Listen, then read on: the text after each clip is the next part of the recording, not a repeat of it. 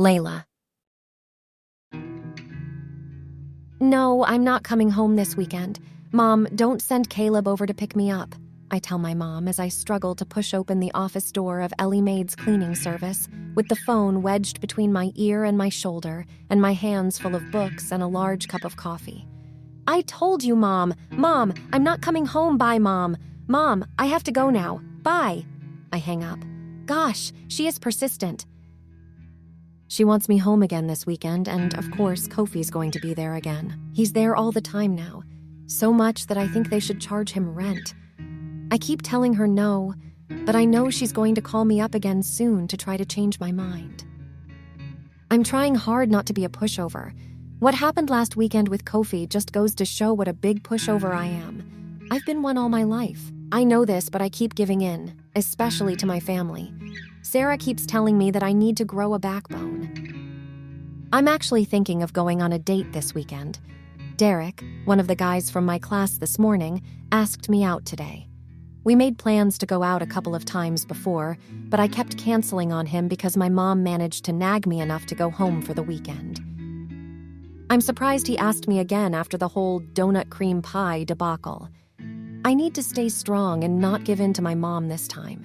My stupid reaction to the smell at the penthouse convinced me enough that I need to go out on a date ASAP. You look rough, Jess comments when she sees me. Hi to you too, Jess, and thank you. You look nice too, I tell her as I place all my books, my camera bag, and my messenger bag on a table. I'm still sleepy even after the gallon of coffee I had after class. I'm so tired, I feel like a zombie. Good afternoon, Layla, says Sarah. Didn't you get any sleep when you got home this morning? Good afternoon, Sarah. Layla is not here right now. She's dead. This is a gallon of coffee speaking, I tell her. I look at Sarah almost enviously. She's looking fresh, like she just had a good night's sleep. I got about 3 hours of sleep this morning before I had to work again. Plus, I haven't had a good night's sleep since I cleaned the penthouse. The scent is haunting me. Sarah smiles and shakes her head. Maybe we should consider applying for the job waitressing at that club across the building we were cleaning up last night. I bet the pay is better. I bet the uniform is skimpier, I tell her. I bet the tips are better, counters Sarah. Hey, did you hear? Says Jess, whispering. Oh, it's gossip time. I move away, but Sarah leans in. This is nothing juicy, Jess says, glancing at me. She knows my aversion to gossip. Marnie was called in yesterday to meet with the resident of the penthouse she's been cleaning. My ears perk up. My heart jumps in my chest suddenly, and I feel my stomach bottom out at the mention of the penthouse. If it's nothing juicy, why are we whispering? Asks Sarah. Marnie's in there with Beth right now, replies Jess, tipping her head toward Beth's office door. So what happened? Asks Sarah. Did she pawn their silverware? Did she scratch their furniture? The guy just wanted to thank her for doing a great job, informs Jess. I heard there's a large tip involved. Wait, isn't that the place that you cleaned up for her the other day, Layla? Asks Sarah. If there's a tip, why aren't you getting any of it? Wow, a large tip on top of an already big tip left after every cleaning day? I shrug my shoulders. Maybe because I just cleaned it one time. She's been doing it for over a week now. That's just once or twice more than you did. Besides, if you screwed things up just that one time, I bet you'd be getting into trouble. Not her. So why not share the credit? Sarah doesn't look too happy. Come on, Layla. You have to demand what's yours. I don't know about that. I don't feel like I have that right to demand anything, especially when I already got my tip the other day. You know how Beth is. Marnie's her favorite employee, says Jess when she sees how uncomfortable I look. The door to Beth's office swings open and Marnie walks out, followed by Beth. Watch, she's going to rub it in our faces, whispers Jess. Hey girls, says Marnie. She looks more cheerful than usual today, despite her runny red nose and funny-sounding voice. Girls, yesterday one of our clients expressed his appreciation to our Marnie for her hard work and dedication. I expect you to emulate her work ethic, says Beth. I'm proud of you. Good job, Marnie. Sarah kicks my foot from behind. I know what she's meaning to tell me, but I shake my head. Last night, she was making fun of how Beth talks about our job as if we're climbing up the corporate ladder. I was defending Beth last night. Now I'm not feeling like defending Beth at all. I'm feeling a bit pissed off. First off, I want to meet the resident of the penthouse. So badly. That scent is calling to me. Secondly, Marnie gets to choose where she'd like to work. I bet Sarah and Jess could have done just as well, if not better, if they were given the chance. Both of them could use the money, especially Sarah, who is a single mother. So you're back to work now? I ask Marnie. She would love to, but not yet, answers Beth. Not until she's fully recovered. I don't want her to be spreading germs around our client's home. As if to prove the point, Marnie lets out a big sneeze. Then she blows her nose into the Kleenex. It sounds like a mighty elephant blowing its trunk, only wetter and slobberier. Jess scrunches her face and looks at Sarah. Okay, I don't need to hear her say that out loud to know what it means. Well, you're still going to be cleaning the penthouse today, Layla. I have a few things to do first. I'll be out in a minute, girls, says Beth, already walking back to her office. She's dropping us off at the places we're cleaning today. Go home and get plenty of rest, Marnie. I'll see you later. Later, Beth, replies Marnie. I heard you had mono, I blurt out. She swivels her head to look at me. Her cheerful face turns ugly, and her red face turns redder at my remark. She reminds me of that girl in The Exorcist. I catch Jess trying not to smile too wide, and Sarah smirking behind her. See? This is why I hate listening to gossip. I don't have mono, she glares at me. Anyway, I met the penthouse's resident yesterday. She turns to Jess and Sarah, smiling again now.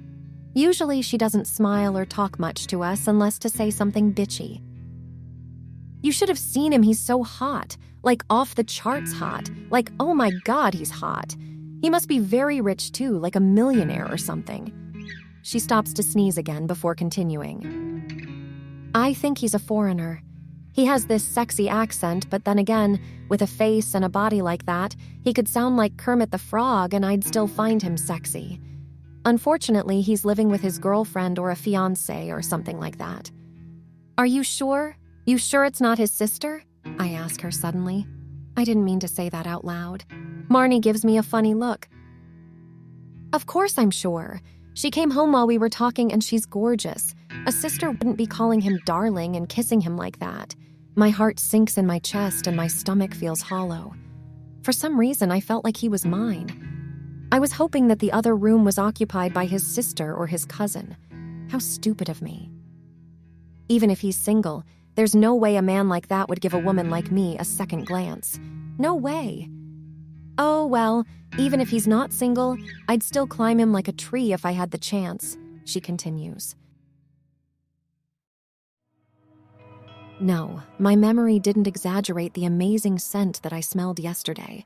If anything, it actually smells better than I remember. I cleaned up the whole place, except for this room.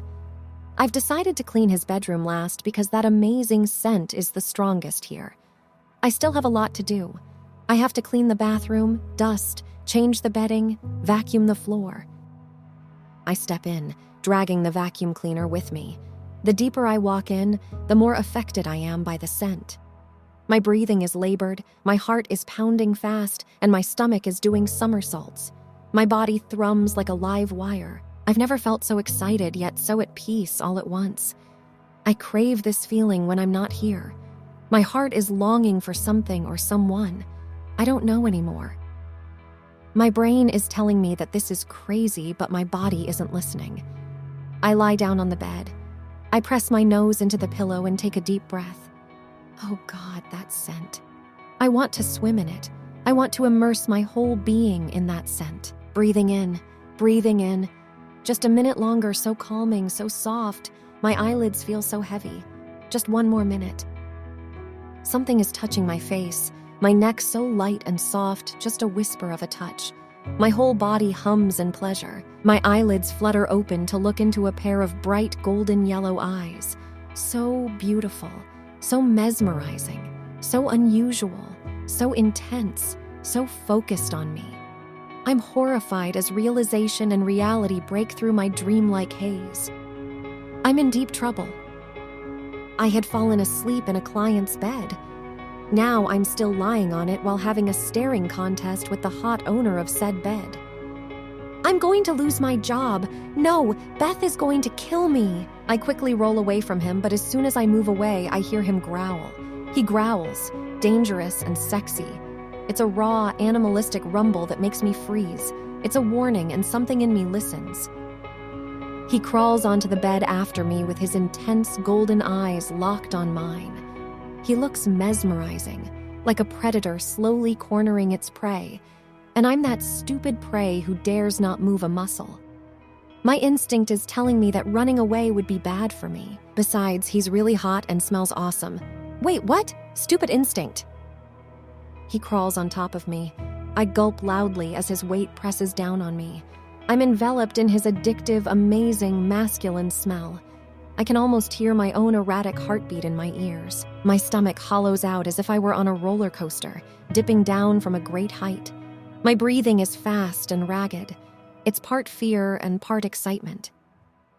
I take in his features, his high cheekbones, his chiseled, angular jaw, his plump, sensual pink lips, his straight nose with strong, thick eyebrows, and his straight, bronze-colored hair has streaks of highlights from the sun. But most of all, those unusual golden yellow eyes framed by thick, dark eyelashes, staring down at me like I'm the most delicious thing he's ever seen.